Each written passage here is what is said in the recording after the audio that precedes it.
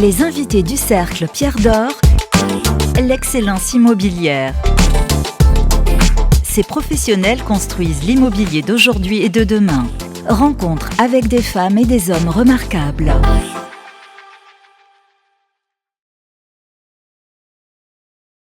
Bonjour et bienvenue sur ImoWeek.fr, nouvel épisode du Cercle des Pierres d'Or qui a le plaisir de recevoir aujourd'hui Juliette Medana. Bonjour Juliette. Bonjour Eric. Responsable du conseil en développement durable pour l'Europe chez JLL. Entrons directement dans le vif du sujet si vous voulez bien Juliette, dans le contexte économique et politique incertain que l'on connaît actuellement et qui est même un peu inquiétant. Pourquoi est-il essentiel de maintenir la transformation durable de l'immobilier comme une priorité absolue en cette rentrée 2025 ? Alors effectivement, le contexte politique n'est pas favorable pour le développement durable. Pour autant, je pense qu'il y a trois sujets qu'il faut avoir en tête. Le premier, c'est que d'un point de vue politique, on a différents niveaux. On a des niveaux fédéraux, on a des niveaux étatiques, et puis après, on va avoir des niveaux locaux. Et si on prend l'exemple de l'administration Trump, on voit un désengagement au niveau fédéral. Par contre, au moment où il y a le désengagement des accords de Paris au niveau fédéral, il y a 24 États qui rentrent et s'engagent dans les accords de Paris. Et donc ça montre quand même que ce qui pousse les acteurs à évoluer, ça ne se traduit pas qu'au niveau global, mais il y a d'autres incitations et d'autres messages qui les poussent à avancer. Ça, c'est la première chose. La deuxième chose, c'est les acteurs eux-mêmes. Si on prend des investisseurs institutionnels, si on prend des investisseurs privés, si on prend des corporates, ils ont pris des engagements à long terme. C'est-à-dire que l'échéance temporelle est lointaine et leur stratégie est à long terme. Et donc, du coup, aujourd'hui, l'échéance des mandats politiques est à beaucoup plus court terme, ne modifie pas leurs engagements forts. C'est un engagement aussi réputationnel et qui garantit de la résilience business sur le long terme. Et puis j'ai envie de dire, troisième point, c'est que le climat, il ne nous attendra pas. Ça veut dire que la planète n'a jamais attendu l'espèce humaine pour évoluer. Et aujourd'hui, on se retrouve dans une situation où on n'est pas en accord avec les engagements de Paris.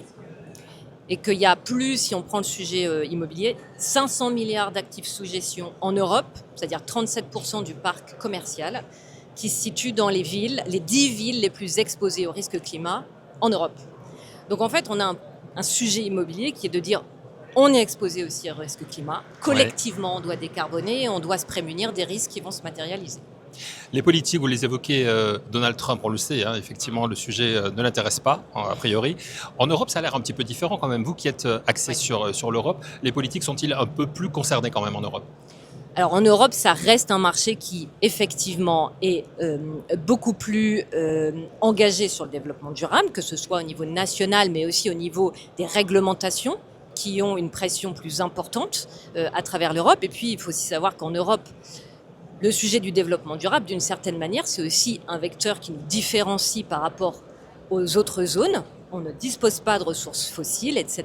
Et c'est aussi un vecteur aujourd'hui pour notre industrie globale de différenciation et de compétitivité.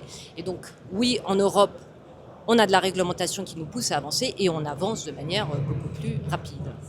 Alors la transition durable se heurte à des contraintes financières et techniques importantes. Quelle piste, selon vous, Juliette, quelle piste réaliste voyez-vous chez JLL pour concilier ambition, écologie et viabilité économique ? Alors, c'est un vrai sujet dans le contexte actuel. On sait que le sujet économique et de financement a été une barrière, et toujours une barrière. Je pense qu'il y a une partie des quick wins qui ont été faites dans les années précédentes.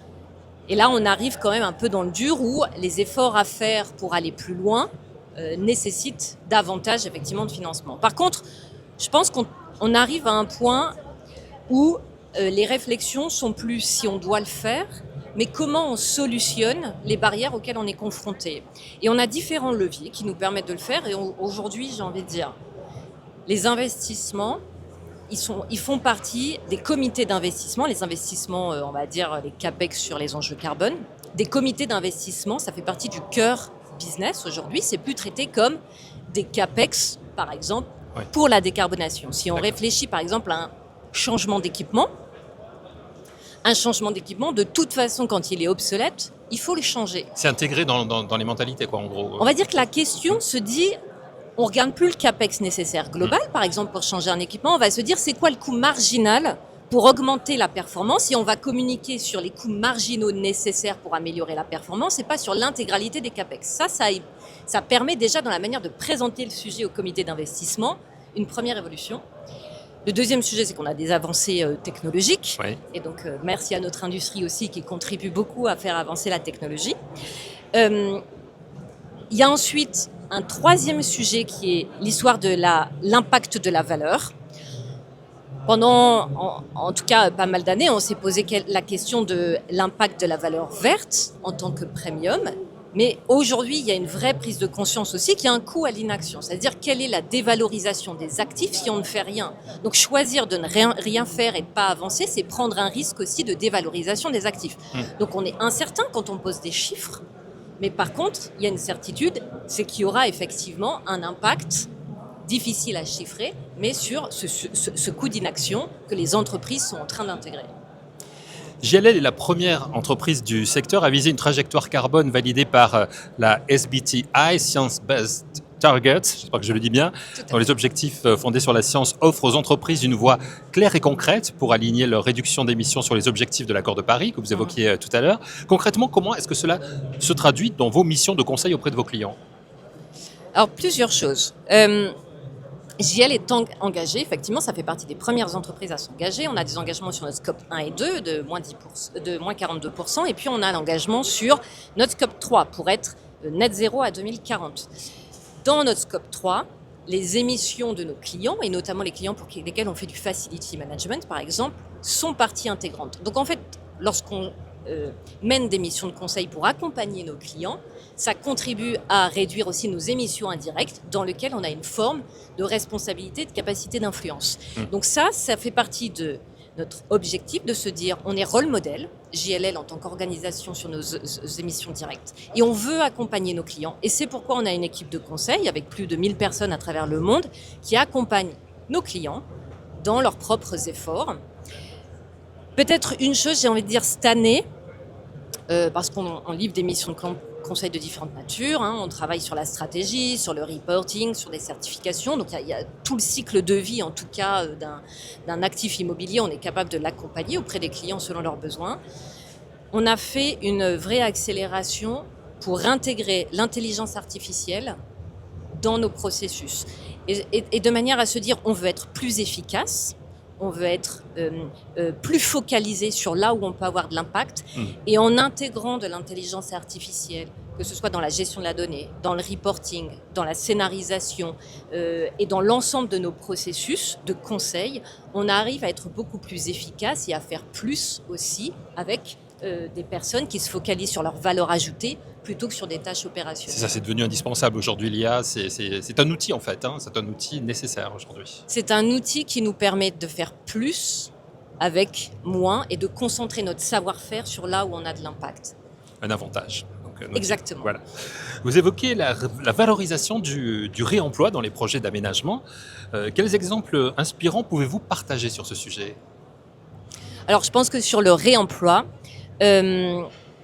on a l'offre de Tetris qui fait partie de JLL, donc Tetris Reuse, oui, qui révolutionne d'une certaine manière l'économie circulaire avec un impact carbone nul qui est récompensé par la RE 2020. Et donc ça, on l'a intégré, on dispose d'une marketplace circulaire, on est capable de faire les diagnostics, on a des ateliers de reconditionnement, on est capable de faire toute la traçabilité, etc. Donc en vrai, on l'a complètement intégré aujourd'hui pour pouvoir effectivement aider nos clients à mesurer et à activer l'économie circulaire au service de la décarbonation.